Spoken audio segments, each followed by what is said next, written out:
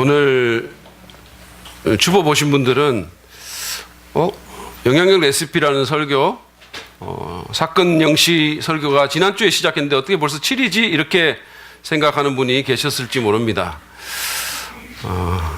그렇게까지는 뭐 설교에 신경 안 쓰시죠, 사실은. 예, 제가 다 알고 있고요. 예, 상처받지 않겠습니다. 근데 왜 7이 됐냐? 너무 궁금해서 못 견디겠다는 표정으로 저를 좀 쳐다보세요. 왜 7이 됐냐면 지난 특별 새벽기도 동안 저희가 이 시리즈로 계속해서 설교를 했기 때문입니다. 그래서 오늘 어제 금요일까지 6번에 걸쳐서 사도행전에서 건져 올린 영향력 레시피 이 6가지를 나눴어요. 그 6가지는 성령의 능력, 거룩, 그리고 고난에 대한 반응, 그리고 복음 전도, 그리고 격려, 끈기. 이 6가지 우리 삶에서 영향력을 발휘할 수 있게 만드는 6가지 레시피를 살펴봤습니다. 오늘은 7번째 시간인데 섬김에 대해서 좀 얘기를 하려고 합니다. 이 섬김이라는 단어는 요즘 세상에서 일반인들이 잘 쓰는 단어는 아닌 것 같아요. 그리고 설사 그 단어를 쓴다 하더라도 우리는 그 개념을 별로 좋아하지 않습니다. 이거는 그리스도인들도 별 예외는 아닌 것 같아요. 저는 우리 신학교에서 신학을 공부하는 학생들이 한 번은 이렇게 식탁에 앉아가지고 가위바위보를 하는 모습을 본 적이 있어요. 근데 보통 우리가 이거 할 때 가위바위보 이러잖아요. 근데 그 사람들은 그렇게 하는 게 아니고 섬기자 이렇게 하는 거예요. 그래서 그 구호만 들어보면 엄청나게 섬기려고 막 하는 것 같아요. 근데 나중에 보니까 그게 진 사람이 다른 모든 그 식탁에 있는 사람들 식판 다 가져다가 그 잔반 처리해 주는 거예요. 그러니까 섬기자 그래 놓고 자기는 안 섬기려고 너무 애를 쓰는 모습을 봤어요. 그러니까 막 너무 이기려고 하고 진 사람은 뭐 이러는 모습을 봤어요. 그러니까 말은 섬기자인데 구호는 섬기자인데 사실은 안 섬기고 싶은 마음이 너무 드러나서 차라리 그냥 안 섬기자라고 안 섬기자 이렇게 한다든지 아니면 너가 섬겨라 뭐 이렇게 구호를 하는 게 더 좋겠다는 생각을 했습니다. 제가 그렇게 말도 했어요. 차라리 그렇게 구호를 바꾸라고. 여러분 어떻습니까? 여러분은 잘 섬기시나요? 여러분은 누가 알아주든지 않든지 그냥 다른 사람의 유익을 위해서 그게 하찮은 일이라 할지라도 또는 때로는 그게 참 힘든 일이라 할지라도 이렇게 섬기시나요? 자기가 드러나지 않더라도 몸을 사리지 않고 기꺼이 봉사하십니까? 몸 사리는 분들이 있잖아요. 몸을 사리지 않고 기꺼이 봉사하십니까? 종이 종종 그러는 것처럼 칭찬이나 대가를 바라지 않고 그냥 일을 하십니까? 여러분, 하나님 나라에는 그런 사람들이 필요합니다. 종종 우리는 일을 할 때 대가를 많이 바라죠. 내가 이렇게 일을 했으니까 그만한 대가를 줘야 된다고 생각을 합니다. 그것이 세상이 일하는 방식이에요. 근데 하나님 나라에서는 그런 사람보다는 대가를 바라지 않고 주님의 은혜가 너무 감사하기 때문에 주님이 사랑하시는 사람들이 섬김을 필요로 하기 때문에 아무런 대가 없이 그냥 섬기는 그런 사람들이 필요합니다. 우리 예수님이 바로 그런 분이셨어요. 바울이 그런 사람이었습니다. 우리가 올 한 해에 정말 예수 믿는 사람으로서 그리스도인으로서 영향력을 발휘하기를 원한다면 우리는 이 섬김의 문제를 성경적으로 다시 생각해 볼 필요가 있습니다. 조명해 볼 필요가 있습니다. 그래서 저는 오늘 또다시 사도행전 28장 말씀 1절부터 10절 말씀을 갖고 사도행전에서 건져 올린 영향력 레시피 7번째 섬김에 대한 교훈을 좀 생각해 보기를 원합니다. 먼저 본문의 내용부터 살펴보시죠. 지금 그 사도행전 28장의 상황은 초반의 상황은 뭐냐 하면 바울이 로마로 오는 건데요. 로마의 황제에게 재판받기 위해서 배를 타고 건너오다가 풍랑을 만납니다. 그래가지고 배가 완전히 난파가 되는 거예요. 배가 이렇게 풍랑을 만져서 그래서 막 거기 배 안에 있는 물건 다 버리고 이렇게 하면서 무려 14일 동안 그들이 폭풍 가운데서 고생합니다. 먹지도 못하고 죽을 고생을 하는 거예요. 그러다가 표류하다가 간신히 하나님의 은혜로 정말 하나님의 은혜로 한 사람의 생명도 잃지는 않고 몰타라는 섬에서 피난처를 찾았습니다. 그 모습 한번 보여주시죠. 너무 아름다운 지중해의 섬이에요. 근데 아마 그 당시에 사도 바울에게는 이런 아름다움 같은 거는 보이지도 않았을 거예요. 그죠? 뭐 이게 그냥 얼마나 그냥 죽을 고생하다가 찾은 섬인데요. 그래서 여기에 도달한 거예요. 20장 1절입니다. 사도행전. 우리가 안전하게 목숨을 구한 뒤에야 비로소 그곳이 몰타 섬이라는 것을 알았다. 예. 거기 이제 간신히 거기서 생명을 구하게 된 거예요. 근데 가보니까 그게 몰타 섬이었어요. 이 몰타라는 곳은 이태리의 시실리에서 남쪽으로 한 98km 정도 떨어진 곳에 있는 지중해의 작고 아름다운 섬입니다. 여기 하살표가 가리키는 그곳 있죠? 그 앞에 이렇게 그 반도 같이 보이는 게 있죠. 그게 이태리인데 그 맨 끝쪽에 보면 삼각형의 섬이 있죠. 큰 섬이. 그게 시실리 섬이에요. 마피아로 유명한 그 시실리 섬이고 거기서 조금 떨어져서 이 몰타라는 작은 섬이 있는 겁니다. 그래서 여기에 이제 바울이 생명을 건진 그런 섬이에요. 그 당시에 겨울비가 내린 뒤라서 사람들이 굉장히 추위를 많이 느꼈어요. 그리고 2주 동안 극심한 고난에 시달렸기 때문에 마음은 더욱 추웠을 것입니다. 그래서 그 섬 사람들이 이걸 보고 와서 모닥불을 피워줬어요. 그리고 모두 불가로 가서 몸을 녹이고 있었습니다. 2절 말씀이에요. 섬 사람들이 우리에게 특별한 친절을 베풀어 주었다. 비가 내린 뒤라서 날씨가 추웠으므로 그들은 불을 피워서 우리를 맞아주었다. 네. 따뜻하게 이렇게 그 원주민들이 이렇게 친절을 베푼 거죠. 근데 이제 불을 피웠는데 불이 아마 잦아들려고 했던 것 같아요. 그러니까 바울이 그 불을 더욱 피우기 위해서 일어나서 나뭇가지를 모으기 시작했습니다. 한아름 나뭇가지를 모았는데 그 안에 독사가 한 마리 들어있었던 거예요. 독사는 추운 날씨로 몸이 굳어 있다가 이 따뜻한 온기 때문에 아마 생기를 되찾았는지 그러니까 이렇게 다시 나온 거예요. 그 문헌에 의하면 당시에 이 몰타 섬에는 작지만 아주 맹독성이 있는 뱀들이 많았다고 합니다. 독사들이에요. 저희 신학교에 보면 그 신학교 계단을 기어 올라와서 저를 놀라게 만드는 아주 학구적인 뱀들이 있어요. 도서관에 자꾸 들어오려고 하는 뱀들이 있습니다. 그런데 그 뱀들은 그렇게 독성이 있는 뱀들은 아니에요. 그런데 여기 이 뱀은 몰타의 독사는 치명적입니다.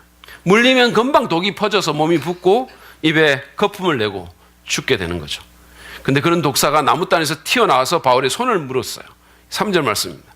바울이 나뭇가지를 하나를 모아다가 불에 넣으니 뜨거운 기온 때문에 독사가 한 마리 튀어나와서 바울의 손에 달라붙었다. 이제 완전 큰일 난 거죠. 섬 사람들은 그 모습을 보고 이렇게 말했습니다. 4절을 보시죠. 섬 사람들이 그 뱀이 바울의 손에 매달려 있는 것을 보고 이 사람은 틀림없이 살인자다. 바다에서는 살아나왔지만 정의의 여신이 그를 그대로 살려두지 않는다 하고 서로 말하였다. 그들은 바울이 죗값을 받아서 그 뱀에 물렸다고 이렇게 생각을 했어요.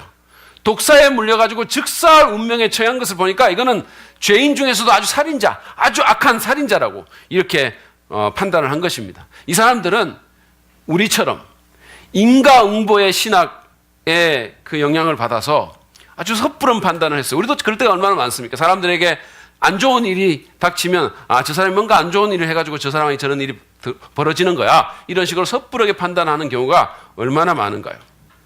그들도 그렇게 했습니다. 그러나 바울은 그 뱀을 그냥 불 속에 틀어버렸어요. 그리고 그 뱀은 그 불 속에서 독사구이가 됐을 겁니다. 아주 노릇노릇 익었어. 만약에 한국 사람이 거기 있었다면 틀림없이 건져가지고 먹었을 것 같아요. 보양식이니까. 근데 의사인 누가는 바울이 아무런 해도 입지 않았다고 이렇게 말을 했어요. 여러분, 의사가 괜찮다면 괜찮은 거예요. 우리 교회 원래 의사가 생기니까 저도 갑자기 그냥 의사에 대한 신뢰도가 막 올라가는 것을 느끼게 되는 거예요. 이게 담임 목사의 마음입니다. 어쨌든 여러분 5절을 보세요. 5절을 보십시오. 그런데 바울은 그 뱀을 불 속에 떨어버리고 아무런 해도 입지 않았다. 저는 이걸 읽으면서 바울이 막 이러면서 그러면서 뱀을 떨쳐버렸는지 아니면 진짜 아무 일도 아니라는 듯이 아무런 표정도 없이 아무런 소리도 없이 뭐야 이거 이랬는지 그게 너무 궁금한 거예요. 예. 근데 아마 그래도 비명은 지르지 않았을까요? 아니 사람이 뱀에 물렸는데 그렇게 독사에 물렸는데 비명도 안 지르고 그냥 이러면 이건 인간도 아니지. 그런 거 안 같았어요. 그래서 아마 소리는 지렸을 것 같아요. 그러니까 샘 사람들이 그 모습을 보고는 이 사람이 살이 부어오르거나 뭐 하여튼 어떻게든 쓰러져 가지고 죽을 걸로 예상을 하면서 기다리는 거예요. 말없이 아마 바울을 힐끗 쳐다보면서. 근데 시간이 가도 아무 일이 일어나지 않는 것을 본 것입니다. 바울이 멀쩡했어요. 그러니까 그 사람들이 반응이 완전히 아까 살인자였는데 지금은 극으로 바뀌어요. 신이라고 말합니다. 6절을 보십시오. 섬 사람들은 그가 살이 부어오르거나 당장 쓰러져 죽으려니 하고 생각하면서 기다렸다. 근데 오랫동안 기다려도 그에게 아무런 이상이 생기지 않자 그들은 생각을 바꾸어서 그를 신이라고 하였다. 바울은 졸지의 살인자에서 신으로 신분상의 수직 상승을 경험하게 됩니다. 사람들 평가가 그런 것 같아요. 그렇죠? 조금 잘하면 영웅이 되고 조금 못하면 악당이 되는 거예요. 뭐 우리가 정치권에서도 그걸 보고 여러 군데서 보잖아요. 그렇죠? 심지어는 뭐 목사도 설교 좀 잘하면 그냥 그날은 영웅이 되고 설교 좀 못하면 그날은 악당이 되나요? 우리 교회는 그렇지 않은 것 같습니다. 어쨌든 간에. 근데 바울은 이 말에 대해서 전혀 동요하지 않았을 것 같아요. 성경은 적지 않지만 그는 이 말에 동요되지 않습니다. 그 뒤를 보면 그 사실을 잘 알 수 있어요. 어쨌든 이 사건이 일어난 그곳 가까운 곳에 이 섬의 통치자인 보볼리오라는 사람이 농장을 가지고 있었습니다. 그래서 바울과 일행을 초대를 했어요. 이 보볼리오라는 사람의 동상이 지금 말타 섬에 있어요. 있는데 옛날 성경을 보면 여기 보면 토인들이 이렇게 써놨고 그 섬의 주민들을 토인들이라고 써놨고 그 다음에 이 보볼리오를 추장이라고 써놨어요. 그러니까 우리 개혁성경도 추장으로 번역했어요. 근데 사실은 원어적으로 보면 first man, 첫 번째 사람, 제일 높은 사람이라는 뜻이죠. 그렇게 했기 때문에 사람들은 그냥 읽으면 이게 토인이라고 그러고 추장이라고 그러니까 왜 이런 사람을 알아요. 옛날 그 토인들 있잖아요. 근데 그런 사람이 아닙니다. 여기 이태리에 가까운 데 있는 그런 섬이에요. 어쨌든 간에 이 보블리오라는 사람이 그들을 일행들을 초청해서 3일간 대접합니다. 7절을 보시죠. 그 근처에 그 섬의 추장인 보볼리아가 농장을 가지고 있었다. 그가 우리를 그리로 초대해서 4월 동안 친절하게 대접해 주었다. 그러니까 누가가 우리라고 표현을 했어요. 근데 이게 전체 배에 탄 그 276명의 사람들을 다 초청한 건지 아니면 일부 사람들만 초청한 건지 우리는 정확하게 몰라요. 근데 분명한 사실은 바울과 그 일행들이 거기에 포함되어 있었다는 겁니다. 그래서 거기에 초청을 받았어요. 근데 이제 바울이 거기에 초청을 받아서 융숭한 대접을 받았는데 바울은 이 대접에만 취해 있지 않았어요. 바울은 그곳에서 뭔가를 봤어요. 뭘 봤냐면 보볼리아의 아버지가 열병과 이질에 걸려서 병석에 누워있는 것을 알게 됐습니다. 근데 당시에 이 열병은 몰타와 지브랄타 그 지중해 섬 지역에 유행하던 병이라서 아예 명칭까지 있었어요. 몰타 열병이라는 명칭이 있었습니다. 근데 여기에 걸리면 보통 한 3개월, 4개월 고열을 앓다가 죽는 아주 치명적인 그런 병이었었어요. 길게는 2년까지도 앓는 그런 경우가 있었다고 합니다. 어쨌든 그 사실을 알게 된 바울은 이거를 외면하거나 모른 체 하지 않았어요. 이게 사실은 거기 관여하기가 쉽지 않은 그런 일이잖아요. 차라리 모른 체 하면 더 편할 텐데. 근데 바울은 거기에 갔어요. 그리고 무언가를 요구하지 않고 그 아픈 사람을 섬겼어요. 아무런 조건 없이. 그 사람에게 기도해주고 그에게 손을 얹어서 안수함으로써 그 병을 고쳐줬습니다. 8절 말씀이에요. 마침 보볼리오의 아버지가 열병과 이질에 걸려서 병석에 누워 있었다. 그래서 바울은 들어가서 기도하고 그에게 손을 얹어서 낫게 해주었다. 이 일이 알려지니까 섬의 모든 주민들이 찾아왔어요. 여러분 한번 생각해 보세요. 치명적인 병을 제가 만약에 낫게 했다고 하면 그런 소문이 알려졌다고 생각해 보세요. 3번 사람 여기 다 옵니다. 그렇지 않겠어요? 그러니까 온 섬에 아픈 사람들이 다 찾아와서 고침을 받았어요. 근데 바울은 거부하지 않고 이들을 위해서 일일이 기도해주고 고쳐주었던 겁니다. 그리고 직업이 의사였던 누가도 이 봉사의 일에 자기의 할 일을 아마 뭔가 하면서 도왔을 것입니다. 비록 누가가 구체적으로 여기에 기록하고 있지는 않지만 바울이 사람들을 위해서 기도하고 그들을 고쳐줬을 때 그는 예수님에 대해서 분명히 말했을 거예요. 과거에 베드로가 그랬던 것처럼 이건 내가 하는 것이 아니라 주 예수의 이름으로 하는 거라고 아마 예수님에 대해서 말을 했을 겁니다. 그래서 바울은 그렇게 섬겼어요. 얼마나 많은 사람들에게 기도해주고 얼마나 많은 아픈 사람들을 섬겨줬을까요? 그 섬김으로 인해서 섬 사람은 그를 귀하게 여겼고 떠날 때에는 필요한 물품까지 챙겨줬습니다. 10절 말씀 보시죠. 그들은 극진한 예로 우리를 대하여 주었고 이게 누가가 쓰는 거니까 사도행전은 계속해서 우리라는 표현을 써요. 왜냐하면 누가 자신이 포함되어 있으니까. 우리가 떠날 때에는 우리에게 필요한 물건들을 배에다가 실어주었다. 여러분, 사도 바울은요, 어디를 가든지 어떤 상황에 처하든지 축복의 통로가 되는 그런 삶을 살았어요. 이 사람은 그냥 감옥에 갇혀도 아니면 배가 난파가 돼도 하여튼 밥을 못 먹어도 우리 같으면 거기에 눌려가지고 고생, 원망하고 불평하고 막 죽겠다 그러고 막 이럴 텐데, 이분은 어떤 상황에 처하든지 그냥 뭔가를 한 거예요. 누군가를 도와준 거예요. 그리고는 거기서 사람들을 유익하게 만들어준 거예요. 이런 사람은 어떻게 감당합니까? 이런 사람을 누가 감당하겠어요? 이런 사람의 삶을 누가 불행하게 만들겠어요? 이 사람은 어디에 어떤 상황에 처해도 그냥 그거를 축복의 기회로 바꿔버리는 거예요. 그리고 다른 사람들을 세우는 영향력 있는 삶을 산 것입니다. 자, 오늘 이 본문을 통해서 저는 두 가지 섬김에 대한 교훈을 좀 나누려고 합니다. 첫 번째로는 섬김의 행위는 하나님의 능력을 드러내는 통로가 된다는 겁니다. 섬김의 행위를 통해서 하나님의 능력이 드러날 수 있다는 거예요. 바울은 보름 동안 이 겨울바다의 폭풍과 죽음의 공포와 그로 인한 절망감에 시달리면서 잘 먹지도 못한 상황에서 간신히 살아남았어요. 여러분, 얼마나 피곤했겠습니까? 완전히 그냥 뻗을 지경 아니겠어요? 거의 쓰러져가지고 막 아무런 힘도 남아있지 않은 상황이지 않겠어요? 그런데도 그는 불만 쬐면서 앉아있지 않았어요. 열심히 나뭇가지를 주워 모았습니다. 대사도였지만, 자신의 조력자들과 후배들도 거기 같이 있었지만 그는 직접 이 작은 일을 했습니다. 제자들의 발을 씻기신 예수님처럼 그렇게 섬긴 거예요. 이런 섬김의 행위로 인해서 독사에 물려도 해를 받지 않는 하나님의 능력이 나타났어요. 바울이 안 그랬으면 이런 능력도 안 나타났을 거 아닙니까? 그렇죠? 이로 인해서 이 섬 사람들의 마음이 크게 열렸음을 짐작하기란 전혀 어렵지 않습니다. 오늘날요, 이 몰타 섬에는 약 45만 명의 주민이 거주하는데, 세계 기독교 백과사전에 의하면 그 중에 98%가 기독교인이라고 얘기를 합니다. 바울의 섬김을 통해서 드러난 하나님의 능력이에요. 지난주에 어느 저녁에 저희 가족과 윤 목사님 가족 그리고 김철기 전사님이 교회 아래 식당에서 같이 식사를 했어요.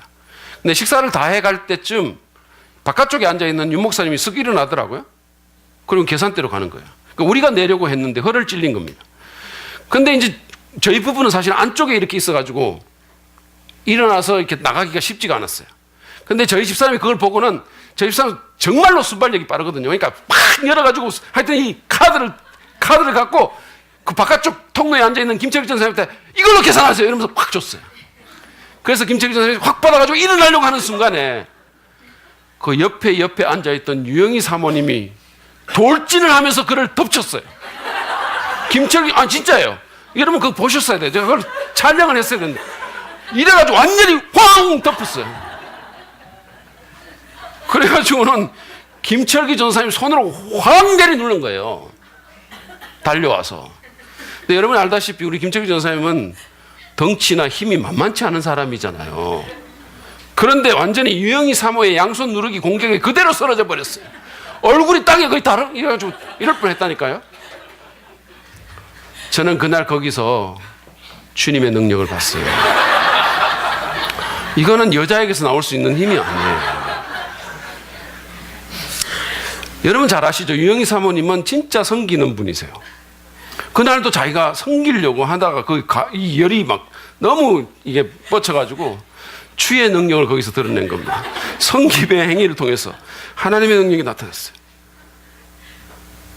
근데 물론 제가 이건 물론 유머로 얘기를 한 거지만 실제로 그래요. 여러분, 섬김의 행위를 통해서 주의 능력이 나타납니다. 가장 극명한 예가 뭐냐면 우리 주님의 십자가 사건이에요. 주님은 우리의 구원을 위해서, 우리를 살리기 위해서 자기 목숨을 십자가에 내어놓는 최고의 섬김을 했습니다. 여러분, 그거보다 더한 섬김이 어디 있겠어요? 자기 몸을 내어주는 섬김을 한 거예요. 그 행위를 통해서 하나님의 능력이 드러났나요? 물론입니다. 강도와 백부장이 그 자리에서 구원받았습니다. 성소의 휘장이 그냥 위에서부터 아래로 찢어졌어요. 새 시대가 열렸습니다. 땅이 갈라지고 흔들리고, 그리고 사단이 패배했어요. 주님이 승리하셨습니다. 그리고 사람을 살리는 능력이 거기서 드러나게 된 거예요. 그리고 죽음의 세력을 물리치고 부활하는 능력이 거기서 나타나게 된 것입니다. 여러분, 우리가 섬길 때 하나님의 능력이 나타납니다. 근데 예수님만이 아니에요. 지금은 고인이 된 마더 테레사를 보십시오. 그 작은 몸에서 나온 희생적인 섬김의 행위를 통해서 하나님의 사랑과 능력이 드러났습니다. 수많은 사람들이 변화됐음을 우리가 아는 거예요. 미국에 가면 그 휴스턴 침례교회라는 교회가 있어요. 서울 침례교회인가 하여튼 그 침례교회가 있는데 그 교회는 이 목장 사역을 굉장히 잘하는 교회입니다. 근데 제가 어떤 분한테 들은 얘기인데 그 교회에 출석하던 한 여신도의 남편이, 이 사람은 예수 믿는 분도 아니고 그냥 아주 어떻게 보면 우리처럼 그냥 자기 성공만을 위해서 살아온 상당히 이기적인 그런 사람이었어요. 그런데 이 사람이 자기 부인이 속한 그 목장, 그 소그룹의 목자가 너무 이타적으로 헌신적으로 섬기는 모습을 보게 된 거예요. 너무 이게 충격을 받은 거예요. 감동을 넘어서 충격을. 자기는 계속해서 자기만을 위해서 살아왔고 자기 성공만을 위해서 계속해서 그 성공의 사다리를 밟아 올라갔는데 여기 어떤 사람을 보니까 아무런 조건도 없이 너무나 희생적으로 계속 섬기는 모습을 본 거예요. 자기 돈 들이면서 자기 시간 내면서 아무 조건도 없이 그렇게 섬기는 모습을 보고 이분이 충격을 받았어요. 그래서 이 목자의 섬김을 통해서 여러분, 하나님의 능력이 나타났어요. 이 비신자, 평생 자기만을 위해 살아온 이 남편의 마음이 깨트려진 거예요. 그래서 그가 구원을 받습니다. 그리고 지금 주님을 잘 섬기고 있다는 얘기를 제가 들었어요. 이처럼 섬김은 하나님의 능력을 드러내는 통로가 됩니다. 두 번째로 오늘 말씀을 통해서 또 우리가 섬김에 대해서 받은 교훈은 섬김은 우리에게 영향력을 더해준다는 겁니다. 하나님의 능력이 드러날 뿐만 아니라 우리 자신에게도 영향력이 더해집니다. 바울은 이 보볼리오의 아버지와 섬의 병자들을 고쳤습니다. 그들을 섬기고 그들을 위해서 기도하고 그들을 치유하는 사역을 했습니다. 아픈 분들을, 이렇게 환자들을 대하시는 분들은 잘 알지만 아픈 분들을 대하고 그들을 치유하는 것은 굉장히 어려운 일이에요. 이거는 아무리 기적적인 치유라도 영적인 에너지가 고갈되는 일입니다. 수많은 사람들을 보고 그 병자들을 위해서 기도해주고 이렇게 에너지를 쏟는 그런 일들을 바울은 아무런 대가도 없이 그냥 했습니다. 보통 그 당시에 종교들은 다 돈을 받았어요. 바울은 아무런 대가도 없이 그것을 했습니다. 섬 사람들이 극진한 예로 그를 대하게 된 것은 바로 이 봉사사역 때문입니다. 희생적인 봉사와 섬김은 그 사람에게 영향력을 가져다 줘요. 윌리엄 바클레이는 이런 말을 했습니다. 오직 작은 자만이 작은 일을 거부한다. 아, 나는 이런 일 못해. 이런 사람은 작은 자라는 거예요. 정말 큰 자는 작은 일도 한다는 겁니다. 예수님은 마가복음 10장 43절 44절에서 서로 막 큰 자가 되겠다고 다투는 그 제자들에게 섬김의 영향력에 대해서 이런 말씀을 하셨어요. 보십시오. 너희 가운데서 누구든지 위대하게 되고자 하는 사람은 너희를 섬기는 사람이 되어야 하고 너희 가운데서 누구든지 으뜸이 되고자 하는 사람은 모든 사람의 종이 되어야 한다. 이것이 하나님 나라의 원리라는 거예요. 세상은 군림하는 사람이 위대한 자일지 모르지만, 세상은 내리누르는 사람이 갑의 위치에 있는지 모르지만, 하나님 나라에서는 섬기는 사람이 더 위대하다는 거예요. 더 큰 영향력을 갖는다는 거예요. 저는 예수님의 이 말씀이 진리임을 우리 가정에서부터 절실히 느낍니다. 저희 집사람은요, 저보다 우리 아이들에게 훨씬 더 영향력이 큽니다. 왜냐하면 저희 집사람이 훨씬 더 많이 섬기기 때문이에요. 저는 주로 말로 합니다. 플리파 사랑해. 네가 없으면 어떻게 살지 뭐 이런 말로 합니다. 근데 우리 집사람은 정말로 그 아이들의 필요를 섬깁니다. 실제로. 아이들이 학교 다닐 때는 아침 저녁으로 라이드를 해줬어요. 수년 동안. 그리고는 저녁에 돌아오면 계속 공부를 봐줬어요. 우리 아이들 학원 한 번 다닌 적 없어요. 정말로. 한 번도 학원 다닌 적 없어요. 우리 집사람이 다 봐줬어요. 그리고 그 냄새나는 원룸에서 정말로 몇 년간을 거기서 혼자서 그렇게 지내면서 아이들을 돌봐주고 아이들을 키웠어요. 제가 생각해도 그 섬김이 정말로 존경스럽습니다. 여러분 기억하시죠? 제가 지난주에 올해부터는 제가 윤 목사님처럼 아내를 찬양하는 삶을 살겠다고 얘기를 했잖아요. 나이도 먹고 하니까 그래야 된다고 제가 얘기를 했는데, 근데 이거는 노후 관리 차원이 아니에요. 정말로 사실입니다. 그녀의 희생적인 섬김이 영향력을 더해준 거예요. 교회에도 이것은 마찬가지입니다. 여러분 교회에서 진정으로 존경받는 사람들은 어떤 타이틀을 갖고 있는 사람들이 아니에요.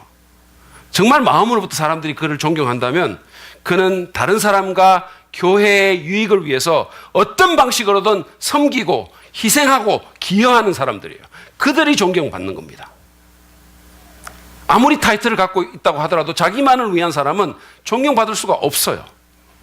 요즘 몇몇 큰 교회들이나 좀 괜찮은 큰 교회들이나 또는 성경적으로 해보려고 애를 쓰는 건강한 교회들은 장로님이 될 사람들 또는 장로님 된 분들에게 의무적으로 주차 봉사나 또는 화장실 청소 같은 것을 시켜요.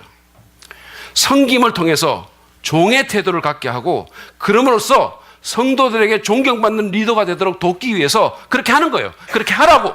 장로님들이 섬기시라고. 장로님들이 제일 힘든 주차 봉사 하시라고. 그렇게 얘기를 하는 거예요. 그래서 여러분 제가 말은 안 하겠지만 큰 교회들 가보십시오. 가보면 머리가 하얀 분들이 막 이런 거 막 앞에 득불 쏘고 화장실 청소 열심히 하고 있어요. 물어보면 장로님들이에요. 주차 봉사하고 계세요. 기억하십시오. 섬김이 영향력을 가져줍니다. 이것은 교회 전체적으로도 마찬가지예요. 기독교의 힘은 숫자가 아니라 섬김에 있어요. 사람들은 교회가 크다고 무조건 교회를 존경하지 않아요. 요즘 교회 크다고 사람들이 교회 존경합니까? 그러나 교회가 정말 낮은 자세로 세상을 섬길 때 사람들은 마음을 엽니다. 그리고 교회가 하는 말을 들으려고 할 것입니다. 섬김이 영향력을 더해주는 거예요. 저는 오늘 말씀을 맺기 전에 이 섬김의 도를 그러면 어떻게 배양해야 할지 몇 가지 구체적인 방안을 간단히 나누려고 합니다. 첫째로 먼저 우리는 변화를 받아서 생각을 좀 바꿀 필요가 있어요. 로마서 12장 2절 말씀을 보면 이 세대를 본받지 말고 마음을 새롭게 함으로 변화를 받으라고 우리에게 말을 하고 있어요. 그러니까 다시 말하면 생각이 바뀌어져야 된다는 겁니다. 세상적으로 생각하지 말고 이 세상 사람들이 생각하는 것처럼 생각하지 말고 그리스도인이 하나님의 은혜를 입은 그 사람들이 마땅히 생각할 바대로 생각하라는 거예요. 성경적으로 생각하는 겁니다. 이 땅의 가치관에 의해서 생각하지 말고 하나님 나라의 가치관을 가지라는 거예요. 여러분, 예수님은 성경에서 이렇게 말씀하셨어요. 섬기는 자가 큰 자라고 그랬어요. 우리는 그러면 그렇게 생각해야 돼요. 그렇게 종의 마음으로 그런 생각을 할 때 종처럼 살 수가 있는 거예요. 그래서 먼저 섬기려면 내 생각이 바뀌어져야 됩니다. 그래서 계속해서 성경을 읽으면서 해야 될 일이 뭐냐? 설교를 들으면서 해야 될 일이 뭐냐? 우리 생각을 바꿔가는 거예요. 우리 가치관을 바꿔가는 겁니다. 기독교적으로 생각하고 기독교적으로 판단하는 겁니다. 두 번째로 우리는 성숙을 추구할 필요가 있습니다. 여러분, 미숙한 자들의 특징 가운데 하나가 뭔지 아세요? 자기만 생각하는 거예요. 아이들 보세요. 아이들은 남이 어떻든 상관 안 해요. 자기만 괜찮으면 괜찮습니다. 자기만 생각해요. 배가 고프면 부모가 아무리 곤히 자도 그냥 울어버리는 거예요. 아무리 한밤중이라도. 부모의 상황을 생각하지 않습니다. 그냥 자기 배고프면 그냥 웁니다. 미친 듯이 울어버리는 거예요. 일어날 때까지 우는 거예요. 이 아이가 언제 철이 드는 줄 아십니까? 철이 들었다는 것을 우리가 어떻게 아는지 아십니까? 아이가 부모에 대해서 생각할 때, 부모의 사정을 헤아릴 때, 아, 그러면 제가 좀 철이 들었구나. 이렇게 우리가 판단할 수 있는 겁니다. 그러므로 우리는 자꾸만 성숙해지려고 애를 써야 됩니다. 우리가 정말로 자기만 아는 유아기적 상태에서 벗어나서 다른 사람을 돌아볼 수 있는 단계가 될 때까지. 우리가 어른이 되면 그러잖아요. 남도 배려하고 주위도 살피고 이러잖아요. 그러니까 영적으로도 마찬가지인 거예요. 우리가 자꾸 성숙해지면, 우리가 말씀을 먹고 자라나게 되면, 그러면 자동적으로 우리는 남을 배려하게 됩니다. 그러므로 예수 그리스도의 장성한 분량에 이르기까지 성숙을 추구하시는 저와 여러분 되기를 바랍니다. 셋째로 우리는 성령의 충만을 구해야 됩니다. 여러분, 진정으로 종의 마음을 품고 누군가를 섬긴다는 것은 우리 본성으로 되는 일이 아니에요. 우리는 본성적으로 자기중심적이고 이기적입니다. 누구든지 그래요. 저도 그렇고 아마 여러분도 그럴 거예요. 우리는 다 자기를 생각합니다. 여러분 사진 딱 보면 있잖아요. 다 알 수 있어요. 사진, 단체 사진 찍잖아요. 그러면 뭘 봅니까? 자기 얼굴 찾아요. 자기 얼굴부터 제일 먼저 봅니다. 그리고 자기 얼굴이 잘 나와야 사진 잘 나왔네 이렇게 말하죠. 남에 있는 사람 아무리 잘 나와도 그거 사진 잘 나온 거 아니에요. 내 얼굴이 잘 나와야 돼. 자기 남편으로 상관없어. 내 얼굴이 잘 나와야 돼. 우리는 다 자기 중심적이에요. 이게 우리 본성입니다. 그렇기 때문에 우리가 누군가를 돌아보기 위해서는, 남을 섬기려기 위해서는 성령의 초자연적인 도우심이 필요한 거예요. 에베소서 5장 19절 이하에 보면 이 성령 충만에 대한 결과들이 나와 있거든요. 근데 그 결과들이 뭐냐면 뭐 우리가 하나님을 찬양하고 감사하고 이런 것도 나와 있지만 상호 복종하는 겁니다. 성령이 우리를 다스릴 때 우리는 서로에게 복종할 수 있어요. 그러므로 성령의 충만을 구하시기 바랍니다. 네 번째로 우리는 섬김의 동역자와 긴밀히 교제해야 됩니다.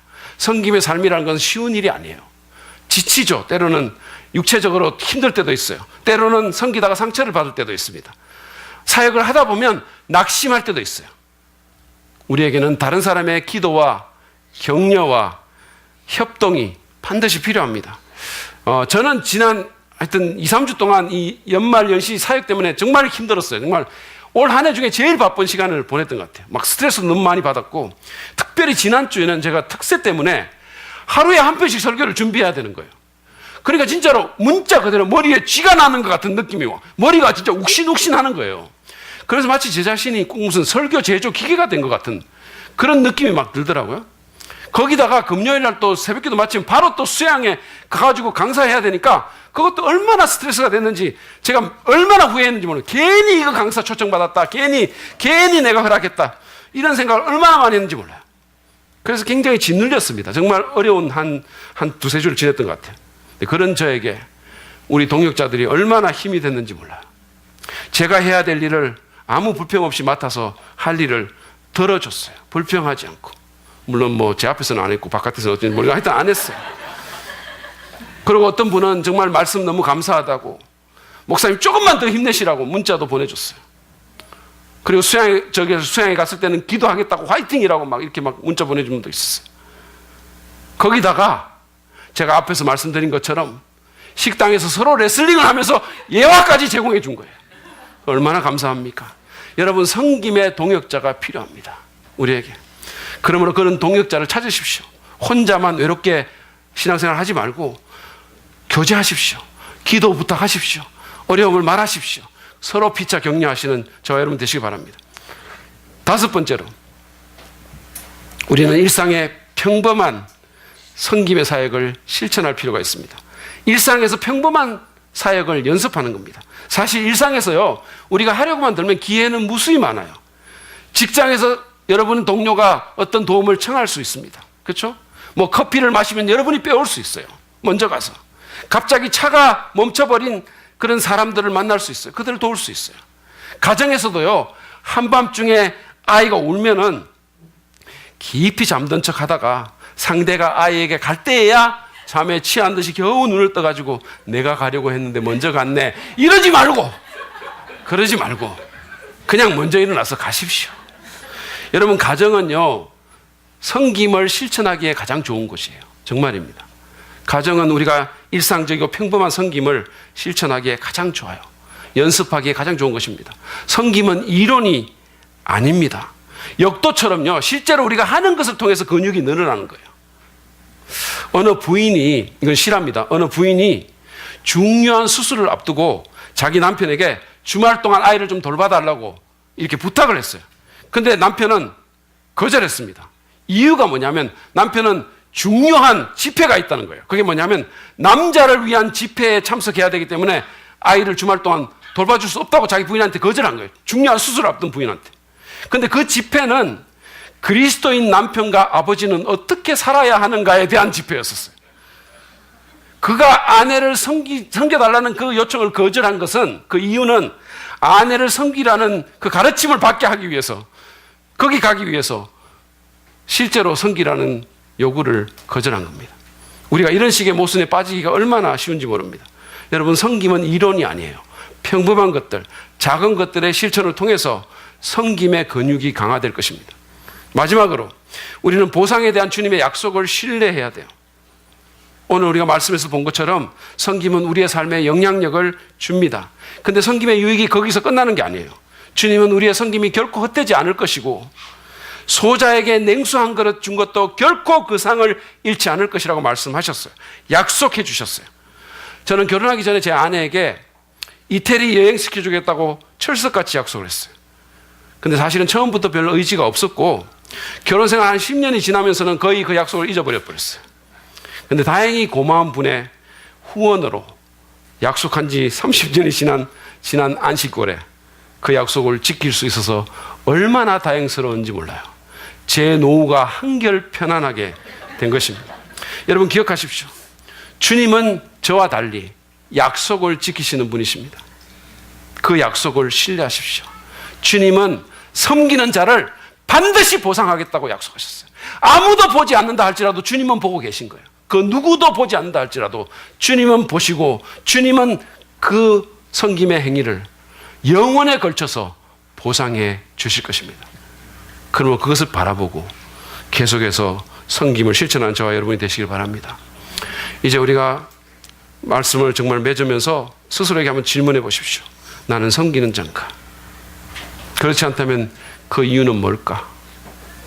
우리가 나눴던 여러 가지 교훈들 가운데서 내게 필요한 것은 뭘까? 생각해 보시기 바랍니다. 그러면서 여러분 기억하십시오. 섬기는 자가 큰 자며 섬김이 우리 인생의 영향력을 드러내줍니다. 섬김을 통해서 하나님의 능력이 나타납니다. 지미 카터 전 대통령 다 잘 아시죠? 이분은 퇴임 후에 가장 존경받는 대통령입니다. 근데 고든 맥도날드가 자신의 책인 영적 성장의 길에서 이 카터 대통령과 이 사랑의 집 짓기 운동, 헤비타트 운동에서 한 주일간 같이 옆에서 일하게 된 그런 경험을 말을 하고 있어요. 근데 이 카터 전 대통령이 누구보다 먼저 도착해서 거의 쉬지 않고 하루 종일 일을 했다고 하는 겁니다. 그리고 식사 시간이면 식당용 대형 텐트 앞에 긴 줄이 서 있는데 언제나 맨 끝에 그분이 섰다는 거예요. 언제나. 그리고 일반인들과 똑같이 그냥 이동용 화장실을 사용했고 그들과 똑같은 숙소에 머물면서 일주일 동안 받을 수 있는 미국 전직 대통령으로서의 모든 특별 대우를 다 거절했다는 거예요. 그리고 오히려 더 낮은 자세로 섬겼다면서 맥도날드는 놀라움을 표시했어요. 자기가 존경심이 들었다는 겁니다. 그분에 대해서.